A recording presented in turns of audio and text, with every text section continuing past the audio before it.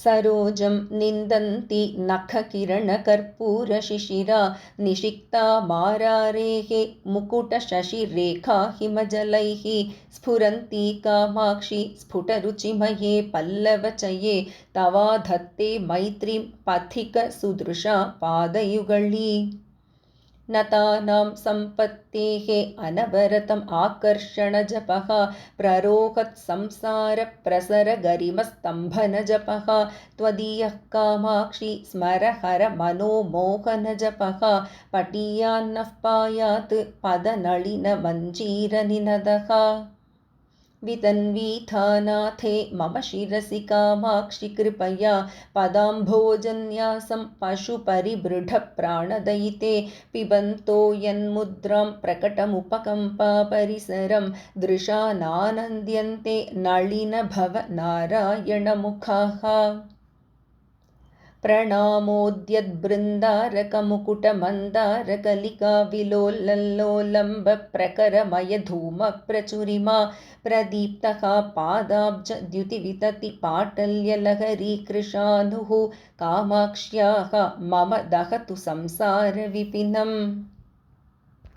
वलक्षश्रीः ऋक्षाधिप शिशुसदृक्षैः तव नखैः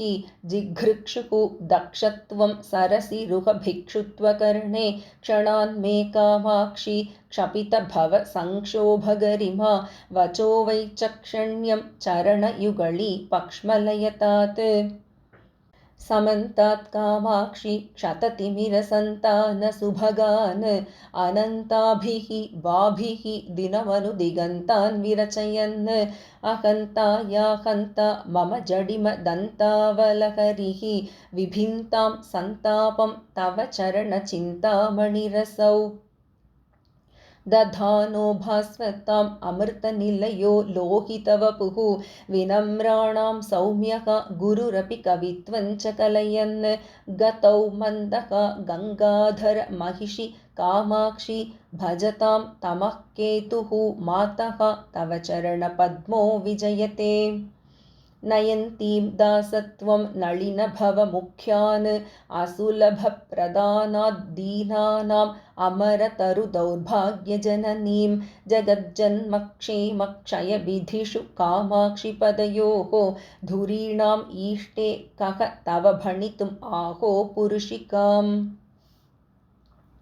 जनोऽयं सन्तप्तः जननिभवचण्डांशुकिरणैः अलब्ध्वैकं शीतं कणमपि परज्ञानपयसः तमो मार्गे पान्थाः तव झटिति कामाक्षि शिशिरां पदाम्भोजच्छायां परमशिवजाये मृगयते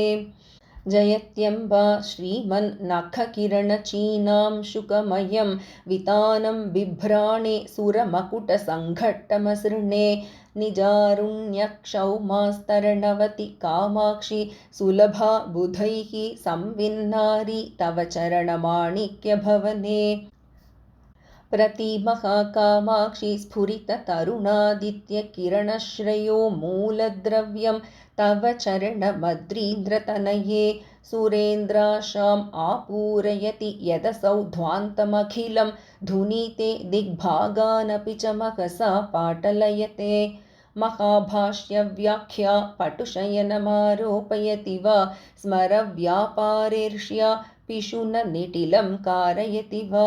द्विरेफाणाम् अध्यासयति सततं वाधिवसतिं प्रणम्रान् कामाक्ष्याः पदनलिनमाहात्म्यगरिमाम्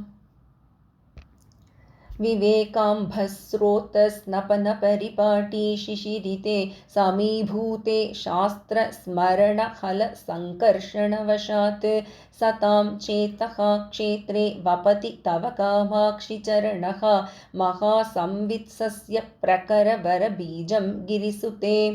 दधानो मन्दारस्तबकपरिपाटीं नखरुचा वहन्दीप्तां शोणाङ्गुलिपटलचाम्पेयकलिकाम् अशोकोल्लासं नः प्रचुरयतु कामाक्षि चरणः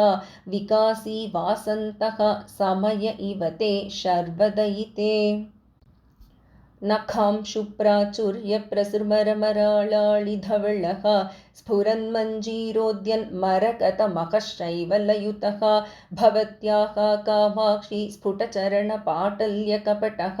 नदशोणाभिक्यो नागपतितनूजे विजयते धुनानं पङ्कौघं परमसुलभं कण्टककुलैः विकासव्यासङ्गं विदधदपराधीनमनिशं नखेन्दुज्योत्स्नाभिः विशदरुचि कामाक्षि नितराम् असामान्यं मन्ये सरसिजमिदन्ते पदयुगम् करीन्द्राय द्रुह्यति अलसगतिलीलासु विमलैः पयोजैर्मात्सर्यं प्रकटयति कामं कलयते पदाम्भोजद्वन्द्वं तव ददपि कामाक्षि हृदयं मुनीनां शान्तानां कथमनिशमस्मै स्पृहयते निरस्ताशोणिम्ना चरणकिरणानां तव शिवे समिन्धाना सन्ध्यारुचिः अचलराजन्यतनये असामर्थ्यादेनं परिभवितुम् एतत्समरुचां सरोजानां जाने मुकुलयति शोभां प्रतिदिनम् उपादिक्षद्दाक्ष्यं तव चरणनामा गुरुरसौ मराळानां शङ्के मसृणगतिलालित्यसरणौ अतस्ते निस्तन्द्रं नियतममुना सख्यपदवीं प्रपन्नं पाथोजं प्रतिदधति कामाक्षि कुतुकम् दधानैः संसर्गं प्रकृतिमलिनैः षट्पदकुलैः द्विजाधीशश्लाघाविधिषु विदधद्भिर्मुकुलतां रजोमिश्रैः पद्मैः नियतमपि कामाक्षि पदयोः विरोधस्ते युक्तः विषमशरवैरिप्रियतमे कवित्वश्रीमिश्रीकरणनिपुणौ रक्षणचणौ विपन्नानां श्रीमन्नളിनमसृणौ शोणकिरणौ मुनीन्द्राणाम् अन्तःकरणशरणौ मन्दसरणौ मनोज्ञौ कामाक्ष्याः दुरितहरणौ नौमि चरणौ परस्मात् सर्वस्मादपि च परयोः मुक्तिकरयोः नखश्रीभिः ज्योत्स्नाकलिततुलयोः ताम्रतलयोः निलीये कामाक्ष्याः निगमनुतयोः नाकिनतयोः निरस्तप्रोन्मीलन् नളിनमदयोरेव पदयोः स्वभावादन्योन्यं किसलयमपीतं तव पदं म्रदिम्ना शोणिम्ना भगवति दधाते सदृशतां वने पूर्वस्येच्छा सततमवने किन्तु जगतां परस्य इत्थं भेदः स्फुरति हृदि कामाक्षि सुधियाम्